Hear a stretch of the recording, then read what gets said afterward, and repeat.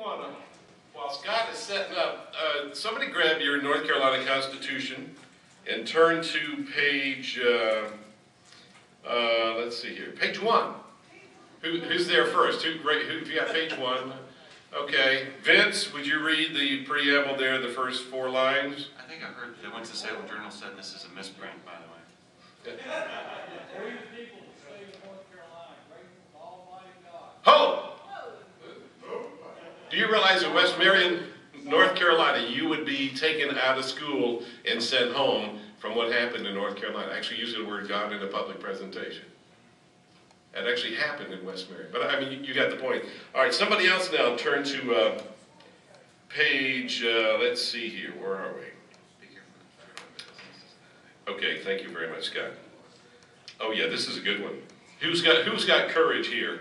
74, page 74, turn to that. I want a courageous reader. Not you, Vince. All right, Jim, would you read the first 2 sentences under section 8?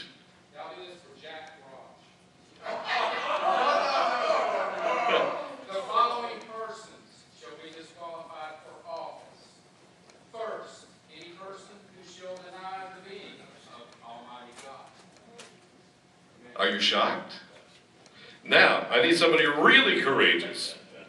Turn to page 90 in your North Carolina Constitution.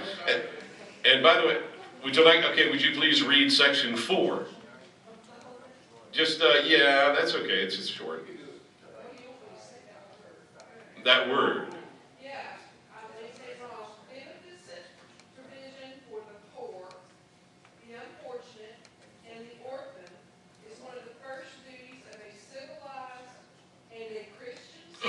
Stop right there.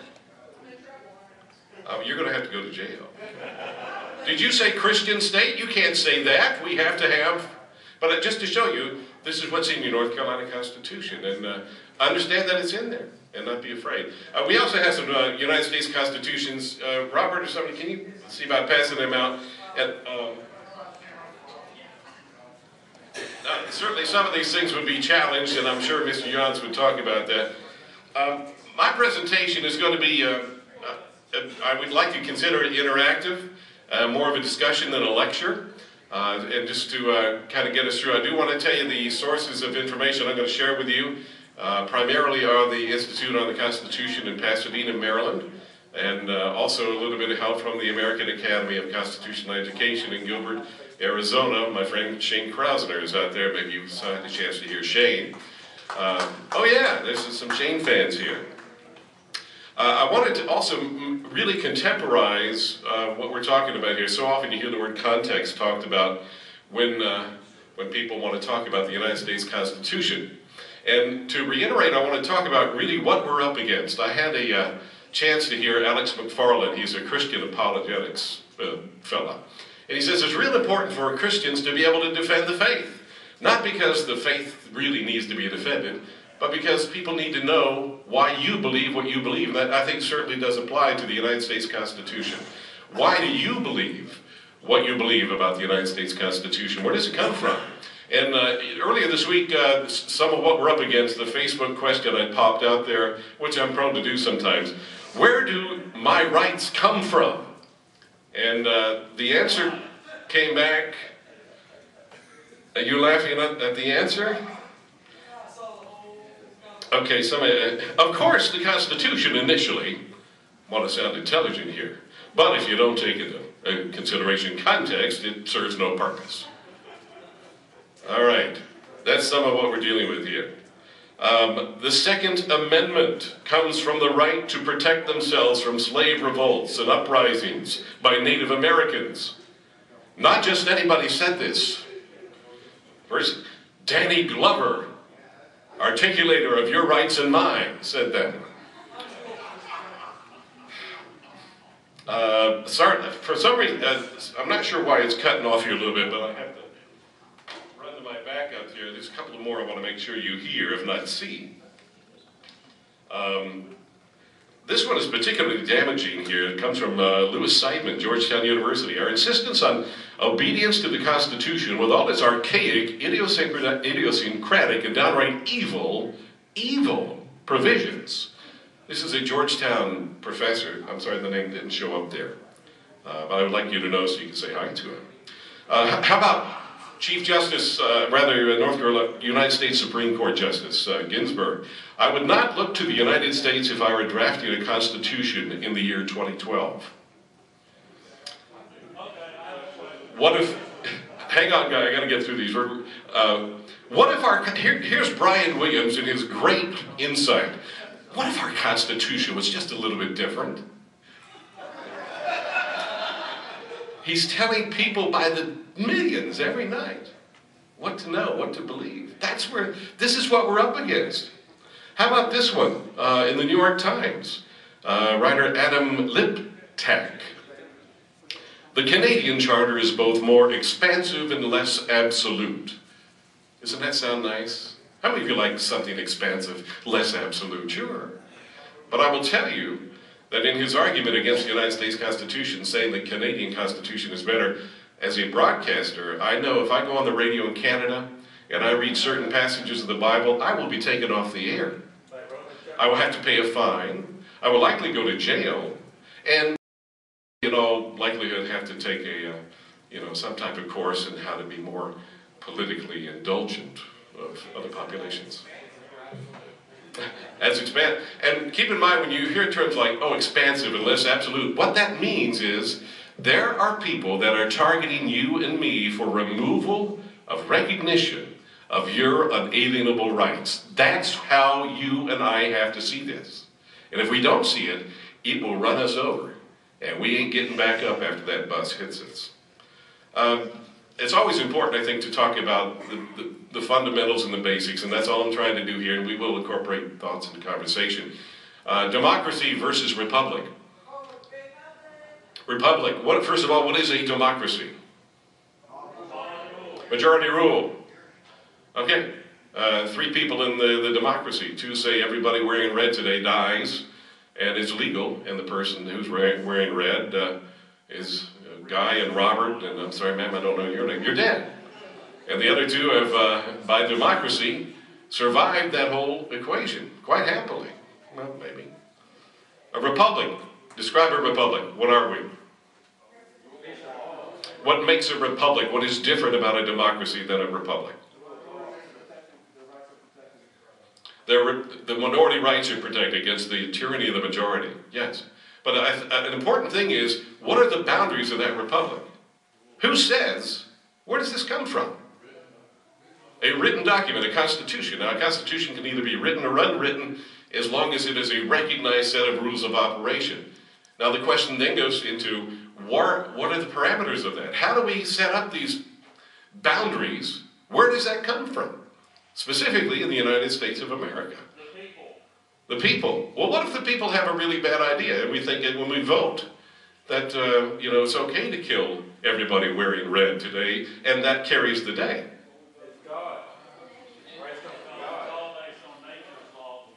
We'll get to that too. Very good. Yes, sir. What in the back? Divine and natural law is the basis for the Constitution. That's partly true, and we'll get into that. I also want to talk about the seeds of error, the things that we commonly end up fighting against when it comes to the United States Constitution, and where things come from, and how we have to view things in order to see it. The prism, we have to look at the right end of the telescope here.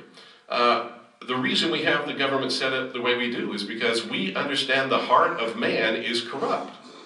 And this goes way back, Lord Acton, I believe he was talking about the leadership of the Catholic Church at the time. But anyway, he says power tends to corrupt. Absolute power corrupts absolutely. That's true. That happens. If you have people that believe in big government unchecked, they have to learn the lessons of history. Another big discussion, the seed of error that we end up fighting against, is the original intent versus living document. These are the 2 big camps in deciding what the Constitution says, what it means. And the difference I would suggest to you is this. It is what it is. Or it isn't what it is. And the reason I say that, if you take a living document approach to the United States Constitution, you can literally make it say whatever you want it to say. And that is so far away from every word of the United States Constitution was literally hammered out by brilliant men who had a great insight and capacity to appreciate future generations, something we lack today. So I would be in the camp of original intent because I like being correct. I hope you would be too. Doesn't mean that it doesn't have contextual application today, by the way. Individual liberty versus collectivism. This is another core issue that people bring to an argument. And you and I need to be able to ferret it out and understand what it is. There's been some great work from Dr. C.L. Gray in Hickory, North Carolina, about Obamacare and explaining that it is a collectivist view, a collectivist dispensation of when it comes to your health care, which is totally antithetical to the idea of individual rights. Your happiness, the entire United States setup is based on the individual. It's not, it doesn't say, you all have to be happy and go to the arena together to exercise your rights, right? So understanding, I think, these basic things, Hippocrates and Plato was all about the collective. He would say, well, if young people have to die or old people have to die, as long as the collective culture moves forward, we've done our job. That's Plato. It was Hippocrates who said, do no harm to the patient, who held that there was virtue and humanity in every one of us. That is the American message. And that is being horribly violated by people, I think, many times unwittingly don't even know. Bill, quick question. Yes? Under that one then, when we go to the doctor and they ask us if we have any guns or anything, what is the best answer? Just because a question is asked does not mean you have to answer it. But I would answer it this way. I would say, by what authority am I compelled to answer that question? You don't even have to respond if you want to. But again, they have utterly no ability to force you to answer that. Doesn't mean they can't ask it. But always remember, just because a question is asked does not mean you have to answer it. That's within your power. It doesn't talk about the misbehavior that you're going to find everywhere. Another thing, as far as an apologetics kind of thing, how many of you have heard your friends say, well, all of our framers were deists? How many of you heard that? Who can tell me what a deist is? What deism is? In the back of the room, yes. You, yeah. Yes, what is deism? Yeah. He has no interaction with it all right now. He says it's natural law of motion. Right. Set it and forget it. He's not really here. He's having lunch or what have you. And he has no effect. There is no reason to pray. There's no reason to get engaged because he's disconnected. Not to deny the fact that there is a creator, but this, so far as being at work in the affairs of man in real time, they don't believe that that's possible. That's what deism is. So I wanted to just quickly give you some insights as to how you can argue that. God governs in the affairs of men. Ben Franklin, if he was a smart man, he sure didn't understand deism if he said that, correct? It was Ben Franklin that also asked the Constitutional Convention in 1787 that was falling apart to, let's go ahead and say a prayer. You don't pray to a deist God. If you do, you're an idiot, and Ben Franklin was not an idiot. Of course, Thomas Jefferson, endowed by our who? With certain unalienable rights. George Washington, oh, here's the J word. You'll do well to learn of our ways of life, above all the religion of Jesus Christ. There's a deist for you. Just one other point, and this again comes from Institute of the Constitution. Church affiliation of the 55 delegates to the Constitutional Convention. I put a shorthand down here. 28 Episcopalians, let's see here, 8, not Protestants, Presbyterians, yeah. 2 Congregationalists, correct. 2 DR, this is the toughie, Dutch Reform. 2 Lutheran, 2 Methodist, 2 Roman Catholics. 1 was questionable. Huh? And then, okay, and this may be Moravian, you think? Quaker, possibly. And 3 were deist, which is entirely historically unsupported view. So when people try to argue that they were deists, help them know that that is at least certainly not supported by the known words and actions and documentation. And there are some good people that just kind of grew up along the way who heard that and have repeated it. And it's, is it essential to know? Yes, Eric, go ahead. Sure, I'm sure it is. There's an agenda behind all of that. Yes, Rex.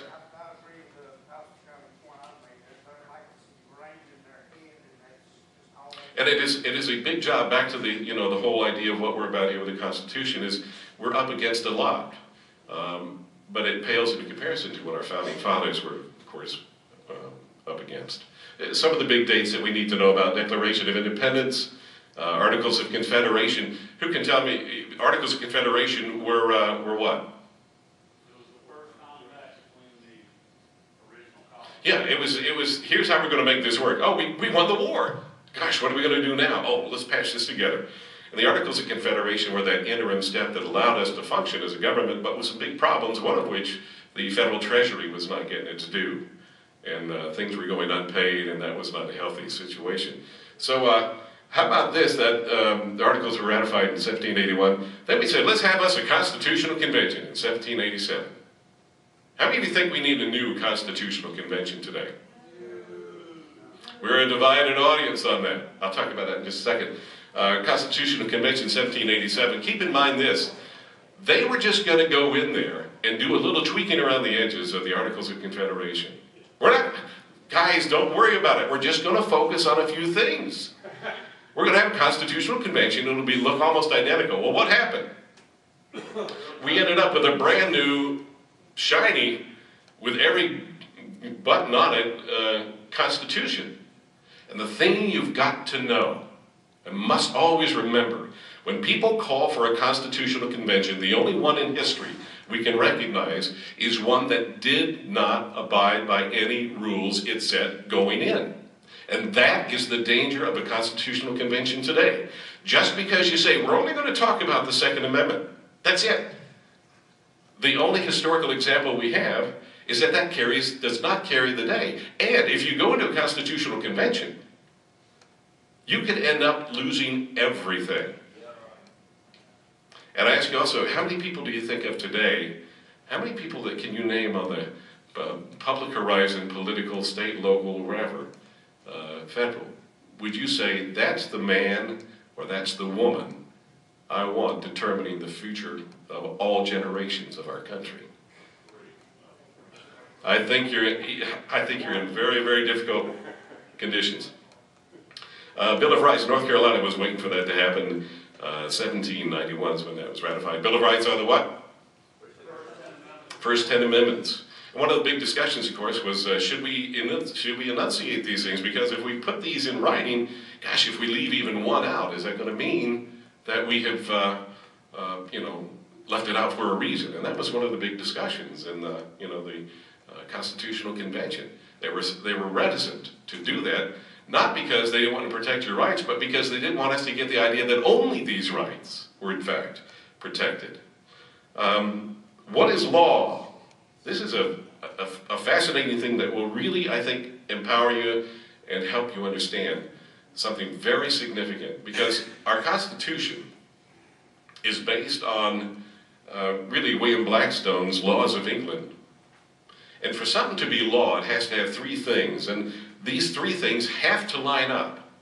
If they do not line up, it is in fact not law. Now, it might get on the books, and you might violate it, you might go to jail, and it may take decades or generations to get rid of it. But for law to be law, it has to have these three elements. It has to have municipal law, first of all. That is the Constitution, a written document, and that would apply at a county level, city level, whatever. But certainly at constitutional level. Natural law, that just means that, the thing that I can't go around just, if you dropped in on any island anywhere, the things that even some of your pets would know. If you take my food, I will growl. Or I will hurt you if you do this to me. And if something belongs to you, it is not my privilege or right to take it from you. That's natural law. I mean, everybody kind of knows that. And then revealed law. I'm sorry, I don't know where my W went there, but it's on the other sheet. Revealed law is what? It is the law of God. You've heard the term law of nature, and of nature's God. God is a part of forming the foundation of our republic.